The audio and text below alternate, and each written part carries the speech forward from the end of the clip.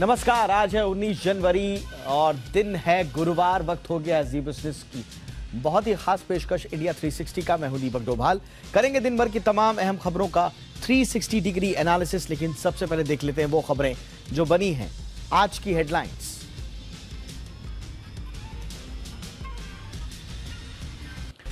मुंबई को प्रधानमंत्री की बड़ी सौगात, 38,000 करोड़ की परियोजनाओं का शिलान्यास और उद्घाटन। मेट्रो की 2 लाइन की भी सौगात। 22 जनवरी को कुश्ती फेडरेशन की अयोध्या में बैठक। बृजभूषण सिंह दे सकते हैं इस्तीफा। मीटिंग में हो सकते हैं कई अहम फैसले। सेलिब्रिटी और सोशल मीडिया इन्फ्लुएंसर्स के लिए कल जारी होगी गाइडलाइंस। स्पॉन्सर डील समेत कई अहम मुद्दों पर बनेंगे नियम। एनुअल स्टेटस ऑफ एजुकेशन सर्वे जारी। सरकारी स्कूलों में बढ़े दाखिले, 98% बच्चे जा रहे स्कूल। प्राइवेट कोचिंग के भरोसे हो रही है पढ़ाई। इंडिया 360 में करेंगे विश्लेषण। एडमिशन तो बढ़े, लेकिन क्या सुधरी शिक्षा व्यवस्था?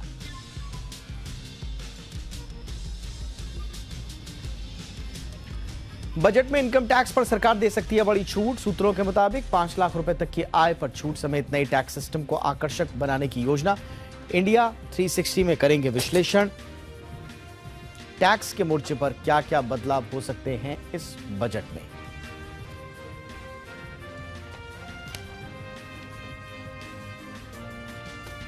वीकली एक्सपायरी के दिन गिरावट के साथ बंद हुए बाजार। निफ्टी करीब 60 अंक गिरकर 18,100 के पास बंद। एफएमसीजी, एनर्जी और निजी बैंकों से दबाव।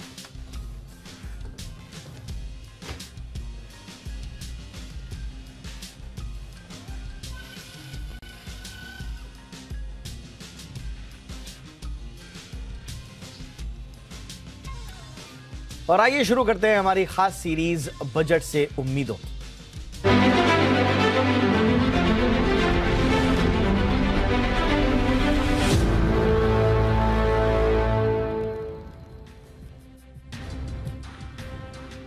जी हाँ, तो बात करते हैं बजट की। बजट पेश होने में अब 15 दिन से भी कम वक्त रह गया है और इस बार भी आम आदमी को टैक्स के मोर्चे पर राहत की दरकार है।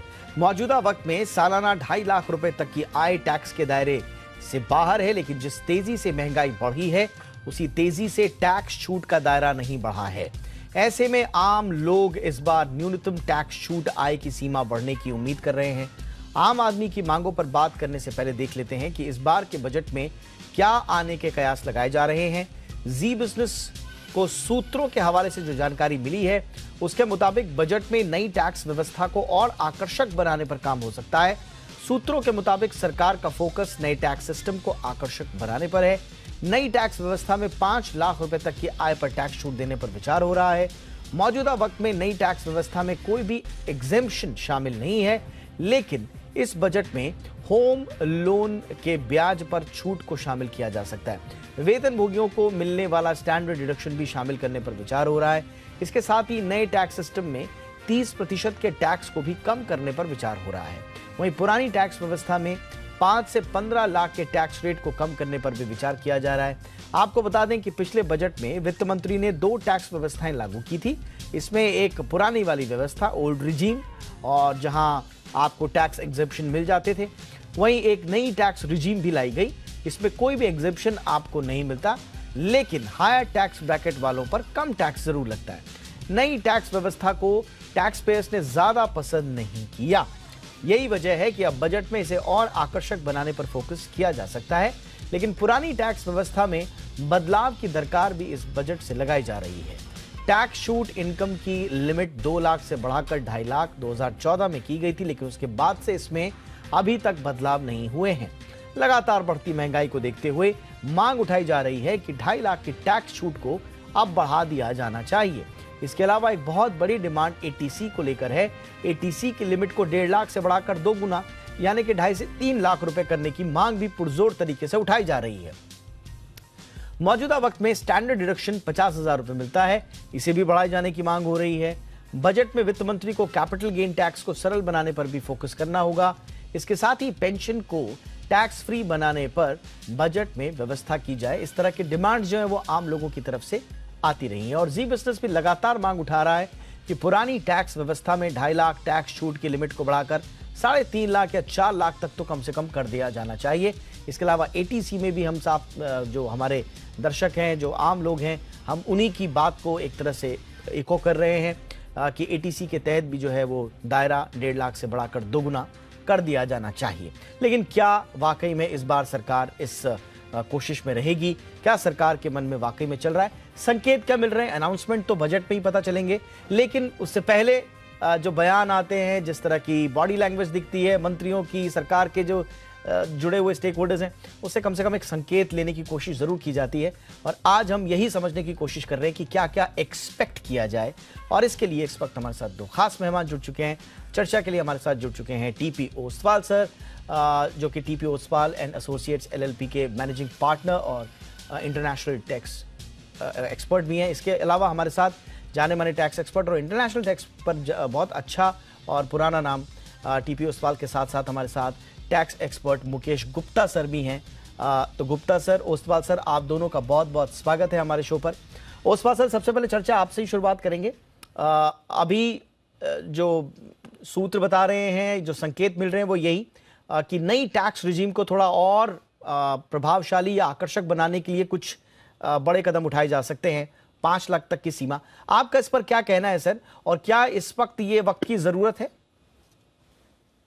आप जो 5 लाख रुपया बेसिक एग्जम्पशन की बात कर रहे हो, मेरे हिसाब से ये होना तो चाहिए, लेकिन दिल से मेरी पूछोगे मुझे तो इसको 2.5 से 5 करने के बजाय 2.5 लाख का एडिशनल डिडक्शन या एग्जम्पशन दे देना चाहिए। डिडक्शन जैसा फॉर एग्जाम्पल आपने एटीसी का मांगा है, तो एटीसी की बात करिए, वहां बढ़ा देना चाहिए।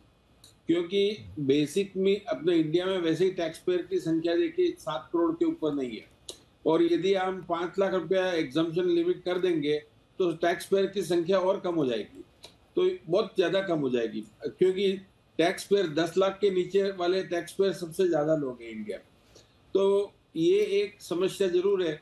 और मेरे हिसाब से थोड़ा कंट्रीब्यूशन हर सिटीजन को, इंडिया के हर सिटीजन को करना चाहिए। तो हो सकता है 2.5 लाख के ऊपर आप सिर्फ 2% का टैक्स रखिए, कोई हरकत नहीं, अप टू 20 लाख रुपए तक का, और उसके बाद में आप टैक्स रेट बढ़ाइए 10%, हाँ। और बाद में 20% करिए। तो बेसिकली लोगों के हाथ में पैसा आप छोड़ोगे तो वो खर्चा करेगा, तो इकोनॉमी को सपोर्ट मिलेगा। तो गवर्नमेंट को ये करना चाहिए कि हाई नेटवर्थ इंडिविजुअल और हाई टैक्स पेयर्स के लिए कोई छूट देने की जरूरत नहीं है, लेकिन यहाँ तो इसमें तो काफी बदलाव लाना जरूरी है। और मेरे हिसाब से 2.5 का 5 न करते हुए 2.5 का आप एटीसी का डिडक्शन कर दीजिए। आप 1.5 लाख के बदले में 3-3.5 लाख रुपया, तो 2 लाख रुपया वहीं बढ़ जाता है। तो 2.5 लाख का 4-4.5 लाख बन जाता है, और बाकी 50% स्टैंडर्ड डिडक्शन है, वो थोड़ा बढ़ा दीजिए तो 5 लाख रुपए हो जाता है। गुप्ता सर, मेरा एक हमेशा से सवाल रहा है, जैसा ओसवाल सर कह रहे हैं, बिल्कुल सही कह रहे हैं कि अभी 6-7 करोड़ ही टैक्स दे रहे हैं और पता चला कि आपने लिमिट बढ़ा दी तो शायद थोड़े से टैक्स पे कम हो जाए। लेकिन बार बार आम आदमी एक सवाल पूछता है कि आप जिन पे ऊपर टैक्स का बोझ पड़ रहा है, अगर वो टैक्स सिस्टम से बाहर हो भी जाएं तो क्या फर्क पड़ता है? उनके पास पैसे बचेंगे तो वो इकोनॉमी में अपनी तरफ से कंट्रीब्यूट कर देंगे। आप नए टैक्स पेयर्स को जोड़िए ना, नए टैक्स पेयर्स के लिए आप इस तरह की वो लिख दीजिए कि जो बच रहे हैं, जो इस पूरी व्यवस्था से बचने की कोशिश कर रहे हैं और टैक्स दे सकते हैं, आप उनको दायरे में क्यों नहीं लाते हैं? नहीं, ये आपका कहना बिल्कुल ठीक है। बेसिकली अगर हम वैसे भी देखें तो अगर हम उसको सेग्रीगेट करें कि कितने लोग टैक्स देते हैं, नंबर से डिवाइड करें, तो मेजॉरिटी है वो बड़ा मिनिमल टैक्स देते हैं। अगर आप देखेंगे बहुत मिनिमल 500 से लेके और 5,000 तक टैक्स देने वालों की संख्या बहुत ज्यादा है। तो वो केवल नाम के लिए, नंबर्स के लिए वो टैक्स दे रहे हैं, एक्चुअल में वो टैक्स नहीं दे रहे हैं। तो टैक्स का बेसिकली दायरा तभी बढ़ेगा जो जब नए लोग आएंगे। और लेकिन दूसरा इसमें हमें देखना है जो कैपिटल गेन टैक्स है, जितने भी वेल्दी लोग हैं बेसिकली वो कैपिटल गेन टैक्स में क्या है, जैसे हमारा और हम इंटरनेशनल देखें, इंटरनेशनल में क्या कि आपने रिलाइज किया प्रॉफिट या नहीं किया, आपको अगर कोई एप्रिसिएशन होता है उस पर आपको टैक्स देना होता है।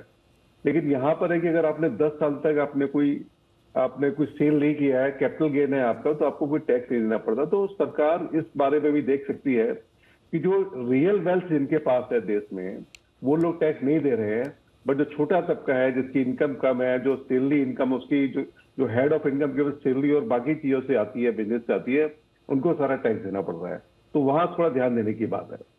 Absolutely sir. ओसवाल सर, अब ये सारा का सारा चक्कर हम देख रहे हैं कि new regime versus old regime, ये न्यू रिजीम सर इतने पॉपुलर हुई क्यों नहीं? आज भी जो लोग इसके दायरे में आ सकते हैं वो भी पुराने ही उनको सजेस्ट किया जाता है कि पुराने में जाइए। ये नया रिजीम पॉपुलर क्यों नहीं हो पाया सर? क्योंकि उसमें ऑप्शन नहीं है। एक बार न्यू रिजीम में चले गए तो आपको वो कंटिन्यू करना पड़ेगा, आपको कोई डिडक्शन तो मिलता नहीं है। एक्चुअली स्पीकिंग, जो आज हमारे हिसाब से जो भी लोन लेता है उसको एटीसी का डिडक्शन लेना है। चैप्टर 6 को तो रिलैक्स करना चाहिए था। जो चैप्टर 6 में जो डिडक्शंस मिलते हैं, हाउसिंग है, आपका मेडिकल बेनिफिट है, इसका तो छूट छाट देनी चाहिए थी न्यू रिजीम में भी। वो नहीं देने के कारण प्रॉब्लम है। और न्यू रिजीम क्या है, सिर्फ 15 लाख रुपए के ऊपर पूरा का पूरा वापस टैक्स तो नॉर्मल ही है, तो इस 15 लाख तक का ही छूट है, और इसलिए लोग वो न्यू रिजीम में नहीं जा रहे हैं, हमारे हिसाब से नहीं जा रहे हैं। और वो ऑप्शन अभी भी हम एडवाइस भी करते समय हम कहते हैं भाई पुराने रिजीम में चलिए, कंटिन्यू रखिए। लेकिन क्योंकि संभावना जिसकी ज्यादा इनकम होने की है वो नहीं जाना चाहता है न्यू रिजीम में, वो ये प्रॉब्लम आ रहा है। और गवर्नमेंट ने इतना पॉपुलराइज नहीं किया, स्टार्टिंग में बोला था, लेकिन गवर्नमेंट को चाहिए कि उसको पॉपुलराइज करे। न्यू रिजीम के बाद all of sudden tax rate आप 20% रखिए, 10% रखिए 25 लाख तक का, उसके बाद आप 30 लाख 30% बढ़ाइए, तो न्यू रिजीम ऑटोमेटिकली पॉपुलर हो जाएगा। आप न्यू रिजीम को सिर्फ 15 लाख तक का जो लोअर रेट ऑफ टैक्स देते हो, बाकी नॉर्मल जैसे न्यू रिजीम और ओल्ड रिजीम में कोई फर्क नहीं रखा है, तो उसके कारण इम्पैक्ट आने वाला ही है। एब्सोल्युटली। गुप्ता सर, आप कुछ कहेंगे?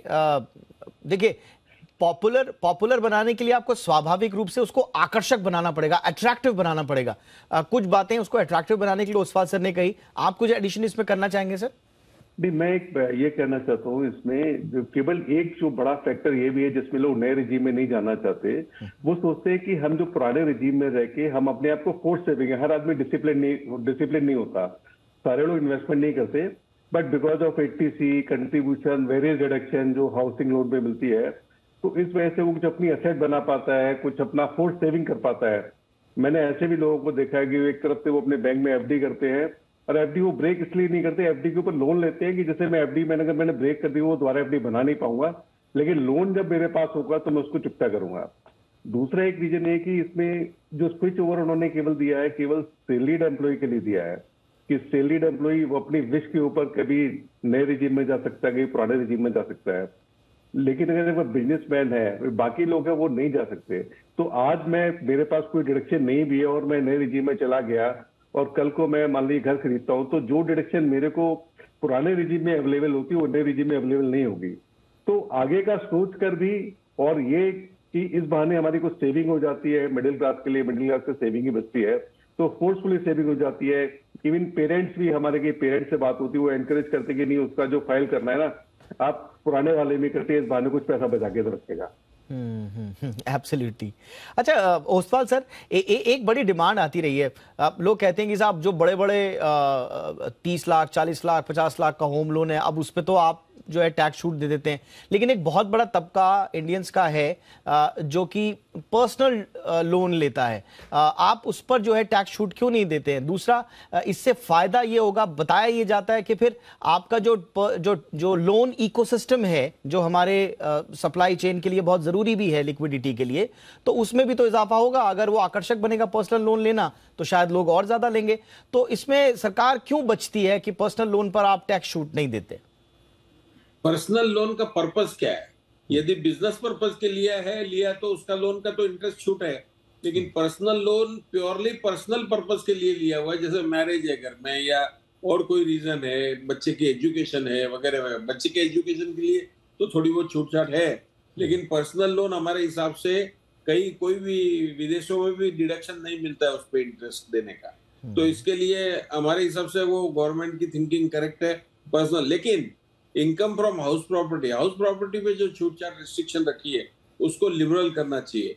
चिकन हार्टेड माइंड इस बड़ी कंट्री में रखना बिल्कुल गलत है। आपको लंबी अच्छी सोच करनी चाहिए, रियल एस्टेट सेक्टर को बढ़ाओ। आज आम आदमी जो नॉर्मल एम्प्लॉयड सर्कल में एम्प्लॉयमेंट में आता है, थोड़ी सैलरी बढ़ती है तो वो हाउसिंग लोन लेके घर ले लेता है, तो उसको पूरा डिडक्शन तो मिलना चाहिए। वहां कुछ रिस्ट्रिक्शन लगाने के कारण वो प्रॉब्लम आता है, उसको डिडक्शन नहीं मिलता है। तो मेरे हिसाब से यदि वो ज्यादा लोन लेवे और उसका पूरा का पूरा इंटरेस्ट का पेमेंट वो करता है, तो पूरा का पूरा इंटरेस्ट डिडक्शन देना चाहिए। यदि मेरी income from house property rental income है, तो उसमें तो मुझे पूरा इंटरेस्ट का डिडक्शन मिलता है। तो सेल्फ ऑक्यूपाइड प्रॉपर्टी में या दूसरी प्रॉपर्टी में क्यों रिस्ट्रिक्शन रहना चाहिए? बिल्कुल। एक और आम आदमी की जो बात है गुप्ता सर, अब आम लोग कहते हैं भाई एटीसी के तहत आपने लाइफ इंश्योरेंस प्रीमियम को ठीक है टैक्स दायरे में लाया हुआ है, एटीडी के तहत जो है हेल्थ इंश्योरेंस प्रीमियम को आपने दायरे में लाया हुआ है, लेकिन इस तरह का डिडक्शन जो है वो कार कवर में, लोन कवर में, सॉरी इंश्योरेंस कवर में, होम इंश्योरेंस कवर में, पर्सनल एक्सीडेंट इंश्योरेंस कवर में नहीं दिया हुआ है। तो यहाँ जैसा सर ने वो टर्म दिया कि चिकन हार्टेड, तो यहाँ पर सरकार चिकन हार्टेड है या प्रैक्टिकल है? नहीं, चिकन हार्टेड है, बट वैसे भी देखा जाए तो 80C बहुत क्राउडेड है, उसमें सारी चीजें डिडक्शन है, वो सारा थोड़ा थोड़ा करके सब उसी में जाके ऐड कर देते हैं। हमें देखना चाहिए 80C की लिमिट कितने सालों से नहीं बढ़ी है, हर साल महंगाई बढ़ रही है। तो बेसिकली हर साल हम जो शो करते हैं, हर साल देखते हैं कि इस साल क्या करना चाहिए। एक्चुअली उनको एक इन्फ्लेशन से एक फॉर्मूला बना के इंडेक्स करना चाहिए, जैसे कॉस्ट इन्फ्लेशन इंडेक्स आता है कि इसी तरह से कि भी इतना इन्फ्लेशन बढ़ेगा तो ऑटोमेटिक आपका 80C का डिडक्शन है, आपका सैलरी का एग्जम्पशन है, लिमिट है, वो सारी ऑटोमेटिक बढ़नी चाहिए। हर साल ये सब वेट करते हैं कि कुछ होगा, फिर बाद में डिसअपॉइंट होते हैं। उससे बेटर है कि वो ऐसा करे, कुछ एक फॉर्मूला बना दे कि इतनी महंगाई के ऊपर इतना ऑटोमेटिक बढ़ता जाएगा। तो कई बार क्या होता है, अब ये डिसीजन कई साल पहले लिया गया था, जब 1 लाख से 1.5 लाख हुआ, उस 1.5 लाख के बाद इतने साल फिर निकल गए हैं। इन्फ्लेशन तो अपने आप अपनी स्पीड से चल ही रहा है उसमें। तो इसको इन्फ्लेशन एडजस्ट करना मतलब सरकार को करना चाहिए, जिससे कि हर बार एक तरह से लोग आस ला के बैठते हैं कि देखिए इस साल कुछ होना चाहिए, इस साल कुछ होना चाहिए, वो ना हो। बिल्कुल। ओसवाल सर, जो सीनियर सिटीजन हैं उनकी तो बड़ी पुरानी डिमांड रही है, इसमें क्या प्रॉब्लम है? जो बार बार कहते हैं कि साहब पेंशन को आप जो है टैक्स फ्री कर दीजिए, इसमें प्रॉब्लम है सर बड़ी? देखिए, सीनियर सिटीजन के लिए जेन्युइनली एक एक्टिव इनकम कम हो जाती है, सिर्फ पैसिव इनकम रह जाती है। पैसिव इनकम का मतलब है इंटरेस्ट रहता है उनके पास, ब्याज, और वो ब्याज के रेट्स भी बहुत घट गए हैं अभी थोड़ा। नो डाउट इंटरनेशनल क्राइसिस के कारण इंडियन बैंकिंग का फिक्स डिपॉजिट पे भी रेट ऑफ इंटरेस्ट बढ़ा है, 7.5% 8% तक गया है सीनियर सिटीजन के लिए। और इसके लिए लोग हो सके सीनियर सिटीजन फिक्स डिपॉजिट में पैसा रखे लॉन्ग टर्म के लिए। मेरे हिसाब से जो 10,000 तक का लिमिट जो छूट दिया है इंटरेस्ट पे, उसको चेंज करके 5 लाख कर देना चाहिए। 5 लाख तक का इनकम, आप सीनियर सिटीजन हो, 65 साल, 70 साल या 80 साल, जितना भी है, अलग अलग लिमिट पे करिए। उनको 5 लाख, 10 लाख, 15 लाख, 80 साल के ऊपर हो तो 15 लाख कर दीजिए, क्या तकलीफ है, कितना जीने वाला है। तो इसके लिए ये छूट दे देनी चाहिए। 15 लाख का भी आपका डिपॉजिट पे इंटरेस्ट है तो आप मिलेगा, क्योंकि बुढ़ापे में क्या होता है, इवन बच्चे लोग भी उसको सपोर्ट नहीं करते हैं। यदि उसके पास थोड़ी बहुत वेल्थ है तो बच्चे लोग भी उसका सपोर्ट करेंगे, और थोड़ी बहुत इनकम है तो वो अपनी खुद का गुजारा खुद कर सकता है। तो हमारे हिसाब से इंटरेस्ट इनकम उनको छूट देनी चाहिए। पेंशन में डिमांड करने से उसके कॉन्सिक्वेंसेस क्या है? देखिए, सैलरी है, सैलरी के बदले में लोग तो प्रॉब्लमेटिक हो सकता है। इसके लिए पेंशन में तो जो है धारा अभी चल रहा है, वो चलना चाहिए। वहाँ का एग्जम्पशन मेरे हिसाब से कोई चेंज करने की जरूरत नहीं है। ठीक है, यानी कि आप कह रहे हैं क्लास है वो उसमें ही चलेगा। ठीक है सर, यानी आप कह रहे हैं 80TD-B इसके तहत जो है जो इंटरेस्ट इनकम है ऑन डिपॉजिट्स है उसका दायरा जो है सरकार बढ़ा सकती है, सीनियर सिटीजन को कम से कम इतनी राहत तो दी जा सकती है। गुप्ता सर, और कुछ देख रहे हैं आप इस बार हाइलाइट्स टैक्स के मोर्चे पर? सर मतलब जैसे मैंने पहले भी कहा, इसको रैशनलाइज होना चाहिए, हर साल मतलब इन्फ्लेशन लिंक्ड हो जाए तो जिससे अपना बढ़ता है। एक दूसरा एक ये भी है कि जो आजकल वर्क फ्रॉम होम का कल्चर है, जैसे हाइब्रिड मोड में आ गए हैं लोग, और हाइब्रिड मोड में जो आप घर से काम करते हैं तो आपकी कॉस्ट भी लगती है, आपका एसी भी घर पे लगा है, आप स्पेस भी ज्यादा ले रहे हैं। तो वर्क फ्रॉम होम करने वालों के लिए कुछ गवर्नमेंट को सोचना चाहिए कि उन्हें कुछ एडिशनल रिडक्शन मिले, क्योंकि कंपनियों की कॉस्ट तो कम हो रही है, बट जो एम्प्लॉय है उसको टैक्स उतना ही देना पड़ रहा है और उसकी कॉस्ट बढ़ रही है। और एक स्टैंडर्ड रिडक्शन जरूर बढ़ानी चाहिए, 50 लाख से 1 लाख बढ़ा दें पुरानी रिजीम से नई रिजीम में। अगर फ्लेक्सिबिलिटी देंगे ना तो हर साल आदमी इवेल्युएट इनिशियली देनी चाहिए, जिससे हर आदमी हर साल इवेल्युएट कर ले कि उसको किस में उसको बेनिफिट मिल रहा है। तो धीमे धीमे ज्यादा लोग आएंगे इसमें, तो ये जितनी वो कमर्शियल प्रोसेस है, इतनी एग्जेम्पशन है, इतना इन्वेस्टमेंट है, वो सारा लोग उसमें देख के फिर कम करेंगे। और वो क्लीनर मेथड है जो सेकंड वाला मेथड है। बट अभी कोई इंसेंटिव नहीं, कोई भी चीज देखिए इंडिया में या वर्ल्ड वाइड भी, इनिशियली जब तक आप उसको कुछ छूट नहीं देंगे, इंसेंटिव नहीं देंगे, अट्रैक्टिव नहीं बनाएंगे, तो कोई भी उसमें मूव नहीं करेगा।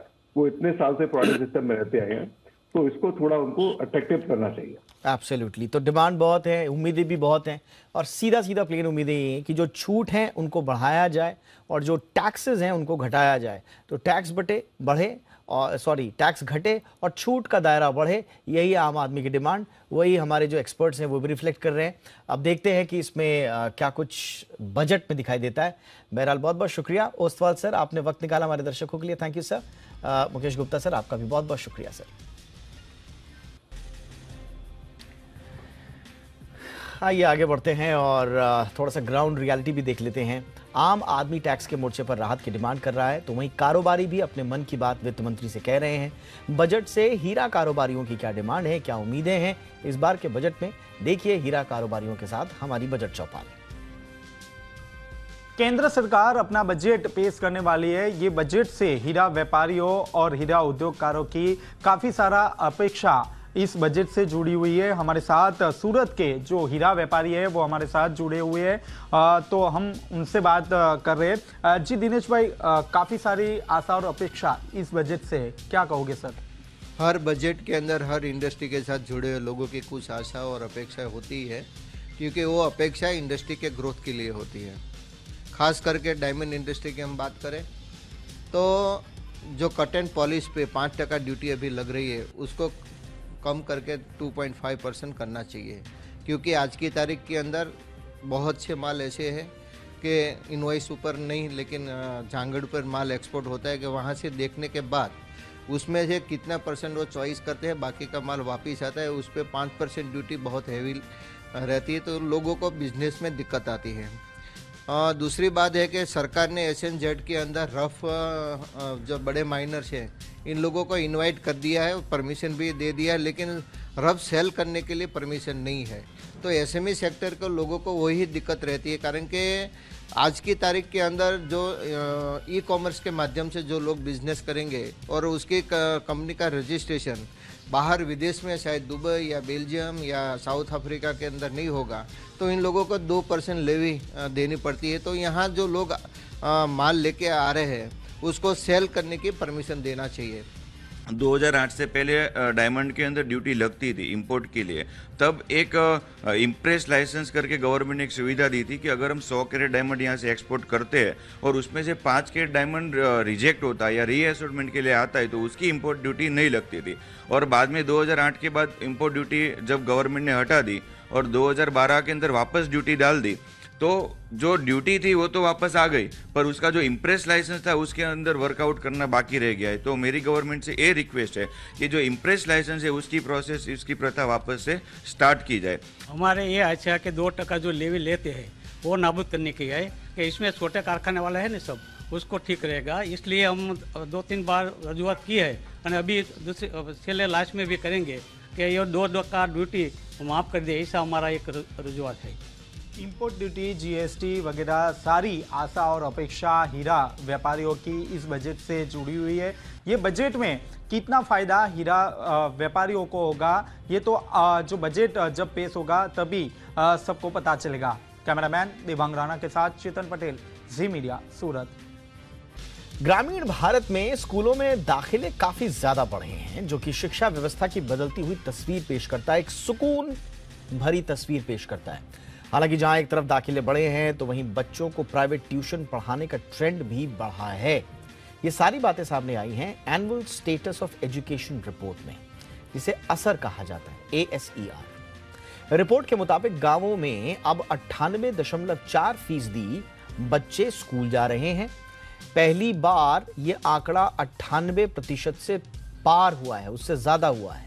2018 में ये आंकड़ा 97.2% रहा था।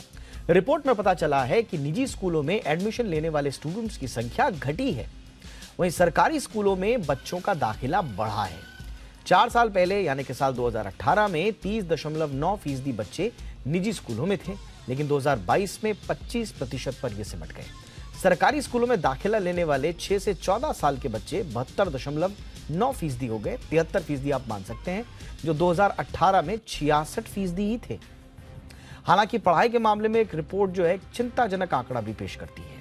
रिपोर्ट के मुताबिक 2022 में सरकारी और निजी स्कूलों में 5वीं कक्षा के करीब 43% स्टूडेंट्स ही कक्षा 2 की किताबें पढ़ने में समर्थ रहे। 2018 में यह आंकड़ा 50.5% था। यही नहीं, साल 2012 में ऐसे बच्चे करीब 47% थे। यानी कि पढ़ाई के मामले में 2012 के मुकाबले जो आज की जनरेशन है, जो पढ़ नहीं पा रही है, कक्षा 5 का बच्चा 2 की किताब नहीं पढ़ पा रहा है, उसकी संख्या बढ़ गई है और ये 2012 के स्तर पर चली गई है। अब यही नहीं, गणित की बेसिक स्किल्स भी अगर आप देखें तो गणित की बेसिक स्किल्स भी 2018 के स्तर पर आ चुकी है। ये गिरावट प्राइवेट और सरकारी दोनों स्कूलों में देखी गई है। रिपोर्ट के मुताबिक पहली कक्षा के करीब 44% बच्चे एक अक्षर भी नहीं पढ़ पाते हैं, जबकि केवल 12% बच्चे ही पूरा शब्द पढ़ पाते हैं। वहीं 37.6% बच्चे 1 से 9 तक की संख्या नहीं पढ़ पाते। रिपोर्ट के मुताबिक भले ही स्कूलों में एडमिशन बढ़े हों, लेकिन इसके साथ साथ एक जो ट्रेंड जो चिंताजनक है वो ये है कि प्राइवेट ट्यूशन का चरण जो ट्रेंड है वो भी काफी ज्यादा बढ़ा है। रिपोर्ट के मुताबिक पहली से 8वीं कक्षा तक के लगभग 1/3 छात्र प्राइवेट ट्यूशन जा रहे हैं। महामारी से पहले से अगर तुलना करें तो प्राइवेट ट्यूशन लेने वाले बच्चों की संख्या में 4% की बढ़ोतरी हुई है। इसमें उत्तर प्रदेश, बिहार और झारखंड में बढ़ोतरी 8% तक की है। यानी कि कुछ राज्य ऐसे हैं जहां पर नेशनल एवरेज से 2 गुना बढ़ोतरी हुई है। अब प्राइवेट ट्यूशन लेने का आंकड़ा पिछले 1 दशक से लगातार बढ़ता जा रहा है। सबसे ज्यादा पश्चिम बंगाल, बिहार और झारखंड में बच्चे प्राइवेट कोचिंग से ले रहे हैं। उत्तर प्रदेश में भी यह आंकड़ा लगातार बढ़ रहा है। आपको बताएं कि सर्वे में 616 जिले, 19,060 गांवों से आंकड़े जुटाए गए। इस सर्वे में 3 से 16 साल के करीब 7 लाख बच्चों को शामिल किया गया था। देखिए, बहुत इंपॉर्टेंट ये सर्वे रहता है और हर साल जब इसके आंकड़े आते हैं तो तमाम शिक्षाविदों के साथ साथ मीडिया की भी नज़र इस पर रहती है। हालांकि टीवी पर अब आजकल ऐसी चर्चाएं होना बड़ी कम हो गई हैं, लेकिन जी बिजनेस एक जिम्मेदार चैनल होने के नाते इस पर चर्चा भी कर रहा है और एक बहुत ही जिम्मेदार और बहुत ही हमारे सामने एक लर्नड हमारे आज के गेस्ट जुड़े हैं। बहुत ही जिम्मेदार पद पर भी हैं। नीति आयोग में शिक्षा के डिप्टी एडवाइजर हर्षित मिश्रा सर हमारे साथ हैं। मिश्रा जी, बहुत बहुत स्वागत है सर आपका हमारे शो पर। सर, कुछ स्याह पहलू इस पे नजर आ रहे हैं तो कुछ उजले पक्ष भी हैं। सबसे पहले उजले पक्ष की बात करें, जो मुझे बड़ा एक्साइट करती है। पिछली बार भी असर में कुछ इसी तरह के ट्रेंड्स थे कि सरकारी स्कूलों में दाखिले का जो ट्रेंड है वो बढ़ता नजर आ रहा है। इस बार भी ये ट्रेंड लगातार बढ़ रहा है। तो इसे हम क्या ये माने कि देश के अभिभावकों का, बच्चों का तो हम क्या कहें, अभी तो वो स्थिति में नहीं है, लेकिन क्या अभिभावकों का जो रुझान है या भरोसा है वो सरकारी स्कूलों पर बढ़ रहा है? जी दीपक जी, शुक्रिया। आपने अपने इंट्रोडक्शन में काफी सारी बातें क्लियर की, एक अच्छा ब्रीफ आपने दिया। असर की जो रिपोर्ट है वो 3-4 बड़े डोमेन में अगर उसे बांट लिया जाए तो उस पर ये बात करती है, एनरोलमेंट की बात करती है, ये लर्निंग आउटकम की बात करती है, ये अटेंडेंस की बात करती है और ये कुछ पहलू दिखाती है स्कूल इंफ्रास्ट्रक्चर पे। आपका सवाल एनरोलमेंट पर है तो हाँ, रिपोर्ट है, एक निजी एजेंसी की रिपोर्ट है जो बताती है कि सरकारी स्कूलों में एनरोलमेंट बढ़ा है। ये मैं समझता हूं कि एक काफी पॉजिटिव, एक आशाजनक संकेत है और ये उस समय भी एक आशाजनक संकेत है जबकि भारत सरकार और पूरा देश राष्ट्रीय शिक्षा नीति 2020 को लागू कर चुका है। हम नेशनल एजुकेशन पॉलिसी 2020 के इम्प्लीमेंटेशन फेज में है। तो उस समय अगर हमें ये ज्ञात होता है कि सरकारी स्कूलों में एनरोलमेंट बढ़ा है और उसका एक अच्छा खासा आंकड़ा उस प्रोग्रेस का है, तो ये काफी उत्साहजनक है। और इसमें मैं ये भी बता दूं कि एनरोलमेंट बढ़ा है, उसमें भी विशेष बात ये है कि जो गर्ल्स एनरोलमेंट है, जो बालिकाओं का एनरोलमेंट है, उसमें ज्यादा बढ़ोतरी हुई है। या उसको दूसरे दृष्टिकोण से देखें तो जो गर्ल्स ड्रॉप आउट है उसमें बहुत ज्यादा कमी हुई है। पहले जो गर्ल्स ड्रॉप आउट 4-5% के आसपास था, उसमें काफी कमी आई है। और इसको भी अगर थोड़ा सा और डीप डाइव किया जाए तो 15 से 16 आयु वर्ग की बालिकाएं जिनका ड्रॉप आउट 13-14% से ज्यादा था, उसमें बहुत ज्यादा गिरावट देखी गई है।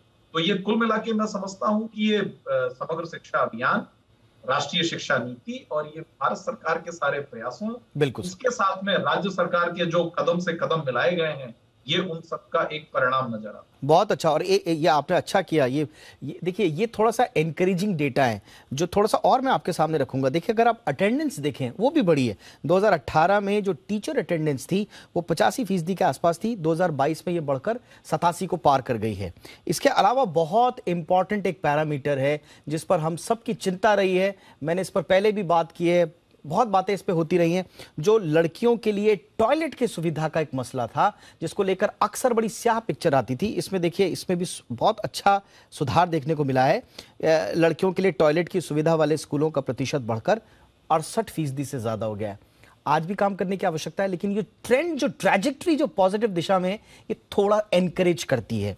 इसके अलावा यहीं पर हाँ, ये दीपक जी, ये आपने बहुत, दोनों मुद्दे, दोनों ही बिंदु बहुत महत्वपूर्ण है। जहां तक बालिका शौचालय की व्यवस्था है, 2014 के बाद से जो स्वच्छ भारत अभियान और माननीय प्रधानमंत्री जी के नेतृत्व में जो स्वच्छ विद्यालय अभियान चलाया गया है, ये उसके रिजल्ट, ये उसके परिणाम न केवल सरकारी रिपोर्टों में, अगर सरकारी रिपोर्ट कहती है तो उस पर पॉजिटिव नेगेटिव तमाम सारी बातें आती हैं, लेकिन निजी संस्थाओं की रिपोर्ट ये बता रही है कि विद्यालयों के अंदर, सरकारी विद्यालयों के अंदर फंक्शनल गर्ल्स टॉयलेट इंप्रूव हुए हैं। और मैं जानता हूं बहुत सारे राज्यों में ये सैचुरेशन 100% हो गया है। तो ये वाकई में एक उत्साहजनक परिणाम है। दूसरा मैं बहुत जल्दी से बताऊंगा, टीचर अटेंडेंस। टीचर अटेंडेंस के बारे में आप जान रहे हैं, शिक्षा के से आप तमाम जुड़े रहे हैं। टीचर अटेंडेंस के बारे में, दैट टू जो गवर्नमेंट टीचर अटेंडेंस है, उसके बारे में निजी संस्थाओं की रिपोर्ट में क्या क्या नहीं कहा गया। और आज ये बहुत हर्ष का विषय है कि ये निजी संस्था की रिपोर्ट ये बता रही है कि लगभग ऑन ए गिवन डे, जिस दिन ये सर्वे हुआ, उस दिन सरकारी विद्यालयों में 88% टीचर अटेंडेंस थी। मुझे लगता है कि टीचर एजुकेशन के लिए, भारत में टीचर एजुकेशन के लिए ये दिन एक बहुत महत्वपूर्ण है। बिल्कुल सर। और एक और लड़कियों से जुड़ा हुआ जो एक मसला है इस रिपोर्ट में, उसको अगर आप देखेंगे तो स्कूल नहीं जाने वाली लड़कियों का जो अनुपात है 2022 में अब न्यूनतम हो गया है, ये 2% पर हो गया है। 2008 में ये 10% के आसपास रहा करता था, 2006 में, और 2018 में ये 4% से ज़्यादा था। तो यानी कि अब बहुत अच्छी बात यह है कि लड़कियां स्कूल जाने लगी हैं और जो नहीं जा रही हैं उनका जो प्रतिशत है वो बहुत कम है। हम उम्मीद करते हैं कि ये जो दायरा ये भी पाट दिया जाएगा। अब थोड़ा सा स्याह पहलुओं पर सर चर्चा करते हैं, और जिसमें हम जो बुनियादी जो शिक्षा है उस पर बड़ा प्रश्न चिन्ह लग रहा है। राष्ट्रीय स्तर पर बच्चों की बुनियादी पढ़ने की क्षमता है वो 2012 के भी पहले स्तर पर चली गई है सर। यानी कि 5वीं का कक्षा जो विद्यार्थी है वो 2-3-1 की किताब या जो चैप्टर्स हैं वो पढ़ नहीं पा रहा है। इसके पीछे आप क्या वजह मानते हैं? देखिए, इसको रिपोर्ट है, रिपोर्ट सामने है, लेकिन अगर इसको थोड़ा सा डीप डाइव अगर करेंगे तो आप देखेंगे कि ये यूनिवर्सल नहीं है। क्लास 8th का जो अर्थमेटिक का डेटा है वो मेरे सामने है, और क्लास 8th के अर्थमेटिक डेटा में इंप्रूवमेंट हुआ है। मार्जिनल इंप्रूवमेंट है, लेकिन वो इंप्रूवमेंट है। और उसके अलावा जब हम लर्निंग आउटकम की बात करते हैं दीपक जी, हम सरकारी स्कूलों के लर्निंग आउटकम की बात करते हैं जो ग्रामीण परिवेश में है, तो हमें ये भी ध्यान रखना होगा कि विगत 2-3 सालों में, 1-2 सालों में कोविड की परिस्थितियां रही हैं, और कोविड की परिस्थितियों का कहीं ना कहीं ये जो लर्निंग आउटकम में हम जो गिरावट इस रिपोर्ट का, जैसा ये रिपोर्ट बता रही है, तो वो कहीं ना कहीं उसमें कोविड फैक्टर को भी we need to take into account. But मैं थोड़ा सा यहाँ पर सर आपको रोकूंगा। मैं उसी कोविड पीरियड में ज्यादा से ज्यादा बच्चे स्कूल जाने लगे हैं, ज्यादा से ज्यादा बच्चे सरकारी स्कूलों में जाने लगे हैं, और हम तो देख रहे हैं जो अटेंडेंस का एक बहुत बड़ा इशू था कि टीचर ही नहीं आ रहे हैं स्कूल, वो भी हम देख रहे हैं कि ज्यादा टीचर्स स्कूल में आने लगे हैं। तो ज्यादा बच्चे आ रहे हैं, ज्यादा पढ़ाई भी कर रहे हैं, टीचर भी ज्यादा आ रहे हैं, तो फिर उनकी बुनियादी शिक्षा इस तरह से नेगेटिवली क्यों आंकड़ों में आ रही है? देखिए, उसको वो नेगेटिवली, देखिए लर्निंग आउटकम की जो स्थिति है वो स्थिति है, और मेरा बहुत स्पष्ट मानना है, मैं ये बार बार कहता हूं कि भारत का समेकित विकास अगर हो सकता है वो गांव के सरकारी स्कूल के विकास के द्वारा ही संभव है, इसमें कहीं कोई दो राय नहीं है। और भारत सरकार माननीय प्रधानमंत्री मोदी जी के नेतृत्व में किसी एक मंत्र पर काम कर रही है। स्कूलों का विकास, गांव के सरकारी स्कूलों का सर्वांगीण विकास भारत सरकार की प्राथमिकता है, राष्ट्रीय शिक्षा नीति की प्राथमिकता है। और आप अगर देखेंगे तो राष्ट्रीय शिक्षा नीति ने पहली बार कोई ऐसा डॉक्यूमेंट है Deepak ji, national education policy ने खुले तौर पर माना है कि हमारे जो नौनिहाल हैं, हमारे जो बच्चे हैं, उनको कहीं ना कहीं फाउंडेशनल लिटरेसी न्यूमरेसी में उनका जो आज का स्तर है वो वहां पर नहीं है जहां पर होना चाहिए। और इसीलिए national education policy foundational literacy numeracy में एक डेडिकेटेड प्रोग्राम की एक बात करती है, एक रिकमेंड करती है। और भारत सरकार ने नेशनल एजुकेशन पॉलिसी के रिकमेंडेशन को ध्यान में रखते हुए निपुण भारत अभियान लॉन्च किया है। आपको पता है कि अभी नेशनल एजुकेशन पॉलिसी के हमने अभी उसको स्टार्ट किया है, बिल्कुल अभी तो शुरुआती दौर में है। नहीं ये मैं आपके इस तर्क से सहमत हूं, बिल्कुल सहमत हूं, क्योंकि एक्नोलेज करना बहुत इंपॉर्टेंट है। ये मानना कि व्यवस्था में खामी है ये बड़ा इंपॉर्टेंट है। नेशनल एजुकेशन पॉलिसी ये मान रही है कि जो बुनियादी शिक्षा में अभी बहुत कुछ गुंजाइश बाकी है। तो मुझे लगता है कि आपने एक बार पेन पॉइंट को समझ लिया, उसको एक्सेप्ट कर लिया, तो दूर करने की भी दिशा दूर नहीं होगी। एक जो इंपॉर्टेंट जो यहां पर उभर रहा है सर पेन पॉइंट, और वो है ट्यूशन का। ये लगातार ट्यूशन, जो प्राइवेट ट्यूशन की जो प्रवृत्ति बढ़ी है और इसमें जबरदस्त हम आंकड़ा उछाल देख रहे हैं, और खासतौर से ग्रामीण अंचल में जो ये प्राइवेट ट्यूशन लेने की प्रवृत्ति बढ़ रही है, इसका कारण क्या आप मानते हैं सर? देखिए, सिर्फ 3, मेरे ख्याल से जो रिपोर्ट का भी जो डेटा है वो 3% के आसपास का उसका बढ़ोतरी की बात करता है।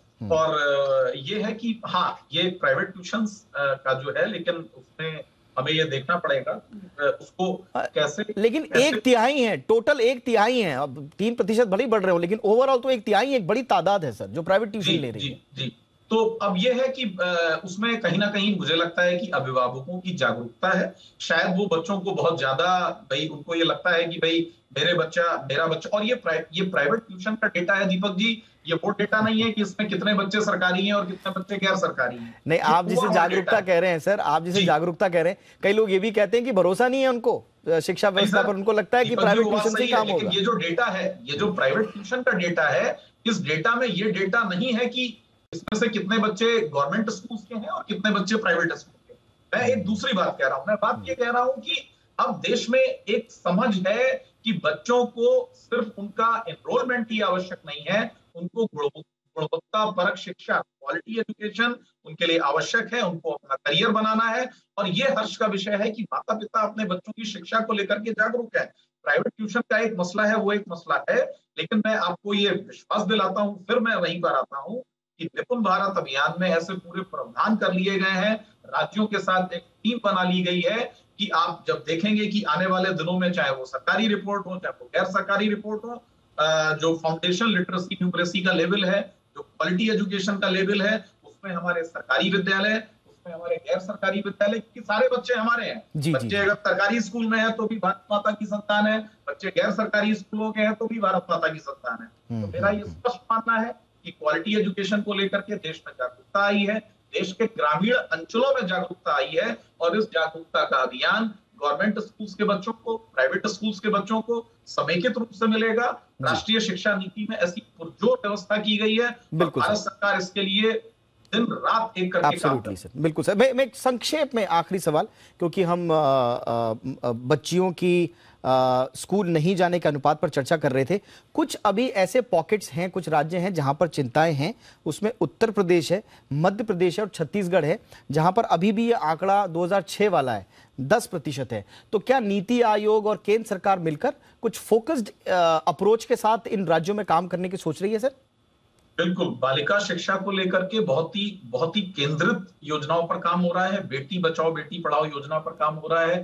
कस्तूरबा गांधी बालिका विद्यालय, they are dedicated schools for the girl child. उनका भारत सरकार के द्वारा उनके स्तर को, पहले वो क्लास 6 से क्लास 8 तक थे, अब उनको क्लास 6 से क्लास 12 तक कर दिया गया है। वो रेजिडेंशियल स्कूल्स हैं, उसमें हमारी जो बालिकाएं हैं, जो उसमें जो deprived section of the society, SC, ST, OBC, in societies की बालिकाएं होती हैं, उनके लिए हॉस्टल की सुविधा है, उनके लिए computer class, smart class, teacher, warden, सारी सुविधाओं की इंटीग्रेटेड मैनर में व्यवस्था की जा रही है, करवाई जा रही है। और जिन राज्यों का आपने नाम लिया, उन राज्यों को लेकर के डेडिकेटेड प्रोजेक्ट चलाए जा रहे हैं।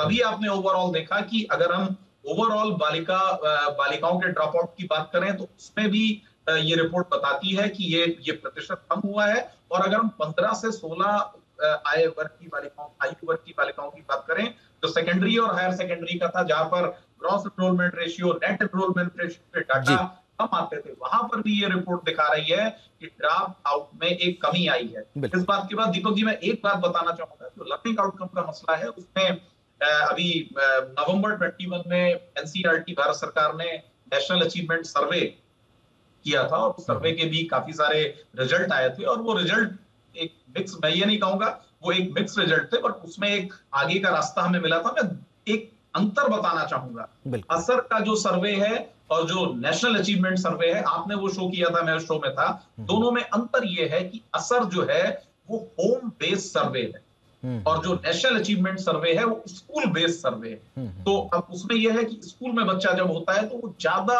कंसंट्रेशन के साथ दिए गए टेस्ट को, टूल को हल कर पाता है। होम बेस्ड सर्वे में शायद उतना कंसंट्रेशन, क्योंकि वो घर में है, माता पिता के सामने है, बाबा दादी के सामने है, तो शायद वो कुछ प्रेशर फील करता है। तो इसलिए भी प्राय, और ये मेरा मानना नहीं है, काफी सारे शिक्षाविदों का मानना है कि नहीं, बिल्कुल सर, आपने बिल्कुल आपका अपना पर्सपेक्टिव, बिल्कुल सर, अपने अपने पर्सपेक्टिव देखिए, सरकारी रिपोर्ट्स हो, गैर सरकारी रिपोर्ट्स हो, देखिए देश की जो शिक्षा का जो स्वास्थ्य है, द हेल्थ ऑफ एजुकेशन जो है, वो कम से कम हमें एक मोटा मोटा अनुमान होता है और उस पर चर्चा करने का हमें मौका मिलता है। हम तो इस लिहाज से इन रिपोर्ट्स को बड़ा इंपॉर्टेंट मानते हैं और सारे आंकड़े हमारे हैं, जो प्राइवेट आंकड़े हैं चाहे वो सरकारी आंकड़े, सारे आंकड़े हमारे हैं, सारे बच्चे हमारे हैं, शिक्षा की व्यवस्था हमारी है। कहीं पेन पॉइंट दिख रहा है तो जैसा आपने बताया कि उसमें नेशनल एजुकेशन पॉलिसी में, न्यू पॉलिसी में उसको आत्मसात किया गया है, बहुत अच्छी बात है। पेन पॉइंट दूर करेंगे, हम सबको मिलकर ही दूर करना है, यही अप्रोच भी होनी चाहिए। तो बहुत बहुत शुक्रिया सर, आपने वक्त निकाला, बहुत बहुत शुक्रिया और बड़ी महत्वपूर्ण आपने विश्लेषण दिया, जानकारी दी। जी जी जी, डेटा हमारे लिए महत्वपूर्ण है और हम इसको लेकर के बहुत सीरियसली इस पे काम करें। Absolutely sir, thank you sir, thank you so much. Harshit Mishra ji, आपने वक्त निकाला हमारे दर्शकों के लिए, बहुत बहुत शुक्रिया। चलिए आगे बढ़ते हैं, कुछ और खबरों का करते हैं रुख, और अगली खबर प्रधानमंत्री नरेंद्र मोदी की मुंबई यात्रा से जुड़ी हुई। प्रधानमंत्री नरेंद्र मोदी ने आज मुंबई यात्रा के दौरान 38,000 करोड़ रुपए से ज्यादा की परियोजनाओं का उद्घाटन किया, शिलान्यास किया। इसके साथ ही प्रधानमंत्री नरेंद्र मोदी ने मुंबईकर्स को 2 नई मेट्रोज की भी सौगात दी है। पीएम मोदी ने मुंबई के दहिसर ईस्ट के डीएन नगर से जोड़ने वाली मेट्रो लाइन 2A के साथ अंधेरी ईस्ट से दहिसर को जोड़ने वाली मेट्रो 7 का उद्घाटन किया। इस दौरान महाराष्ट्र के उप मुख्यमंत्री देवेंद्र फडणवीस ने कहा कि प्रधानमंत्री मोदी के नेतृत्व में यह काम सफल हो पाया है।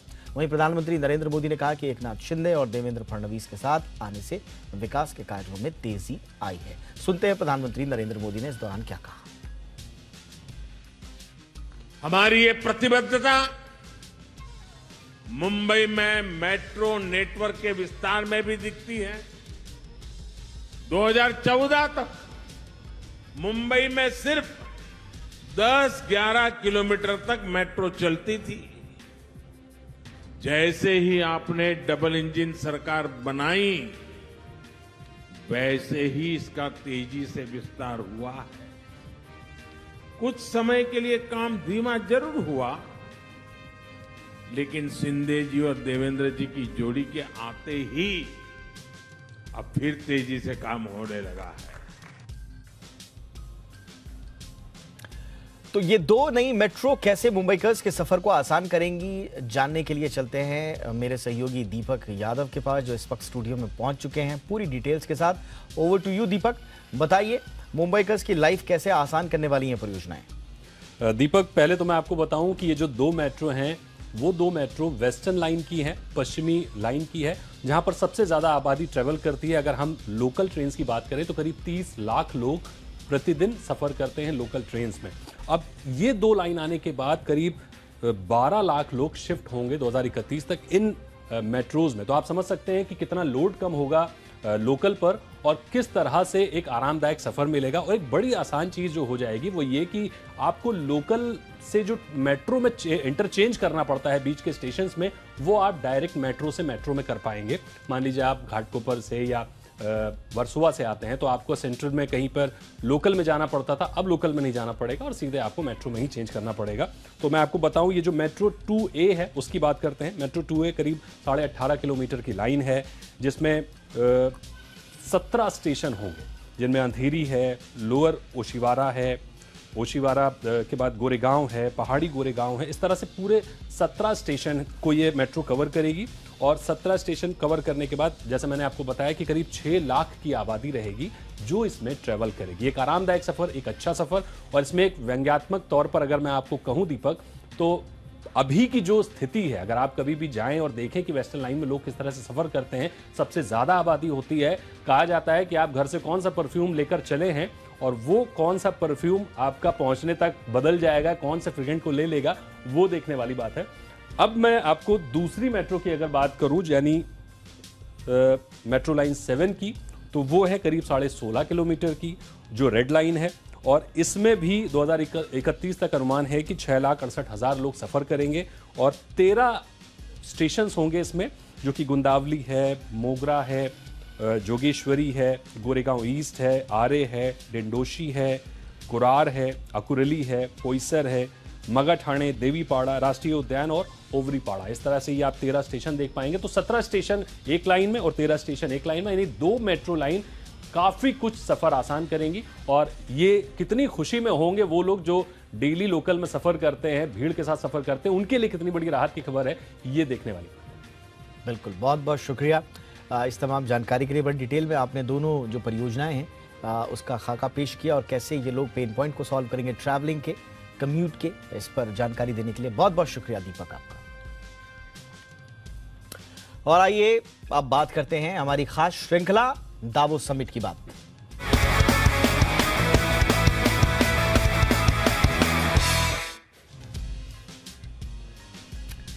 तो दावोस समिट में देश विदेश के बिजनेस दिग्गजों और पॉलिसी मेकर्स का जमघट लगा हुआ है। यहां जो मुद्दा सबसे ज्यादा चर्चा में है वो है क्लाइमेट चेंज का, पर्यावरण का। हमारे बिजली मंत्री आरके सिंह भी इस वक्त दावोस में ही हैं और जी बिजनेस के एग्जीक्यूटिव एडिटर स्वाति खंडेलवाल ने उनसे खास बातचीत की और जाना कि भारत सरकार क्लाइमेट चेंज को लेकर यहां पर किन मुद्दों पर बात कर रही है और लोगों का इन मुद्दों पर नजरिया क्या है। यहाँ वर्ल्ड इकोनॉमिक फोरम दावोस 2023 में भारत की भूमिका बहुत ही अहम नजर आ रही है, द ग्लोबल प्लेटफॉर्म। और एक जो सेक्टर है जो सबसे ज्यादा फोकस में है वो है एनर्जी सेक्टर। पूरी दुनिया देख रही है कि एनर्जी को कैसे सस्टेनेबल बनाया जाए, कैसे हम रिन्यूएबल की तरफ बढ़ें। और इस वक्त जो भारत को लीड कर रहे हैं in this space, in the energy space, in the power space, जी हाँ, मैं बात कर रही हूँ RK Singh ji, power minister of government of India. Sir बहुत बहुत स्वागत है यहाँ दावोस में। बहुत बाहर बहुत ठंड है, इसलिए हम अंदर इंटरव्यू कर रहे हैं।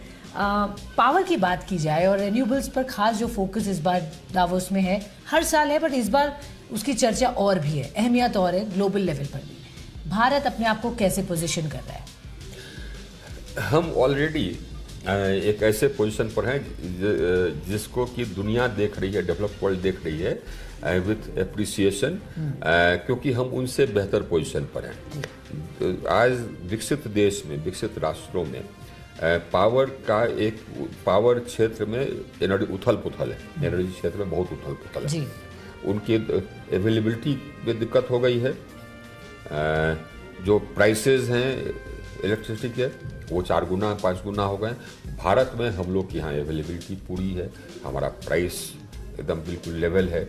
तो एनर्जी क्षेत्र में हम एकदम बिल्कुल संतुलित हैं। हमारे पास पर्याप्त एनर्जी है और प्राइस भी क्लियर है, अफोर्डेबल है जी।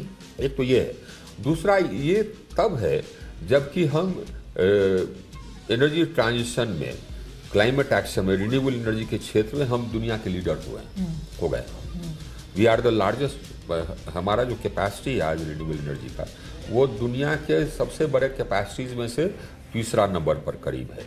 और हमारा जो कैपेसिटी, रिन्यूएबल एनर्जी कैपेसिटी स्थापित करने की जो गति है वह भी दुनिया में सबसे तेज गति में से एक है। जो हमने प्लेज किया था एनर्जी ट्रांजिशन, अब क्लाइमेट के बारे में बड़ी चिंता है, तो क्लाइमेट को लेकर के जो डिफरेंट कंट्रीज ने प्लेज किया था कि हम अपने एनर्जी इस साल तक इतना हम अचीव करेंगे नॉन फॉसिल से।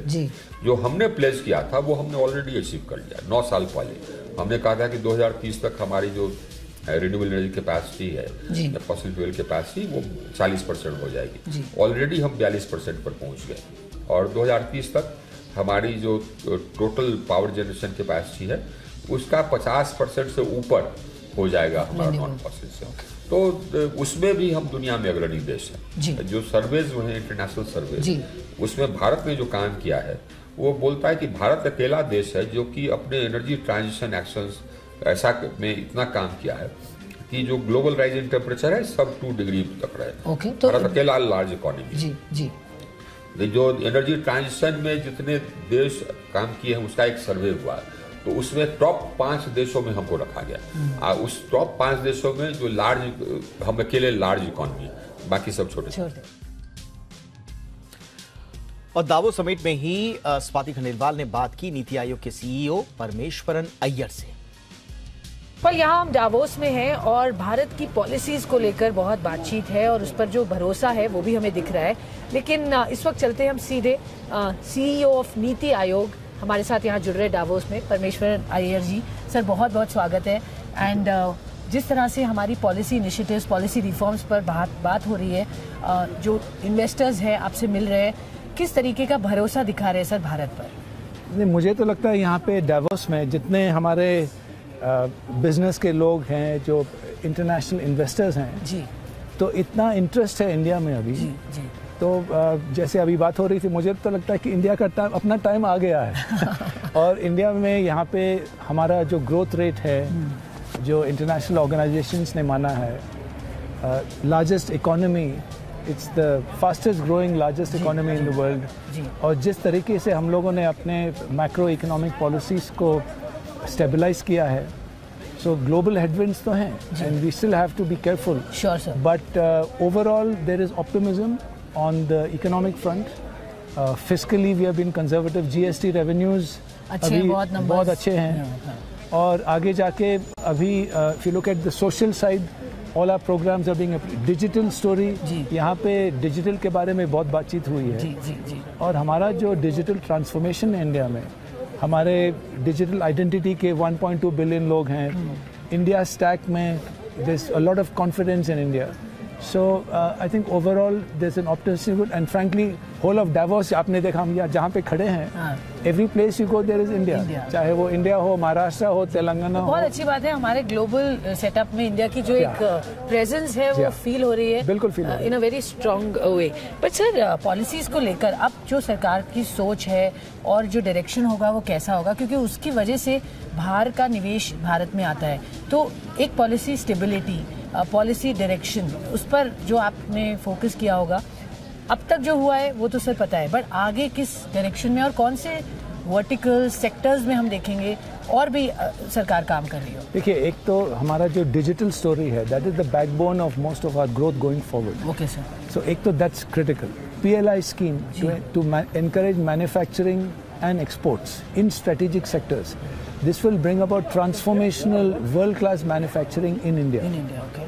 दूसरा, I think it's very important to realize that in हमारा जो the overall story on agriculture again, how we are moving towards climate smart agriculture. अभी यहाँ पे G20 हमारे presidency में we will also be pushing for climate financing from then women-led development, which is यहाँ पे Smriti Irani ji is leading the Indian delegation. I think that's a very good symbol. But overall, the reform agenda now needs to be implemented down the line. It has to go down to states. So this is an agenda, ease of doing business at the lowest level. अभी तक ease of doing business में हमारा ranking came down to 60, 62. But there is more regulations to be. So the whole compliance, अभी parliament में एक bill introduce हुआ, जन विश्वास बिल, उसमें 42 acts again will be taken, we will decriminalize provisions. So I think there is a lot of work which is happening, but of course we need to take it down further. Implementation is important. इसी के साथ India 360 में आज बस इतना ही। इजाजत दीजिए। #ZIndia360 पर कोई राय, कोई सुझाव हो तो जरूर भेजिएगा। नमस्कार।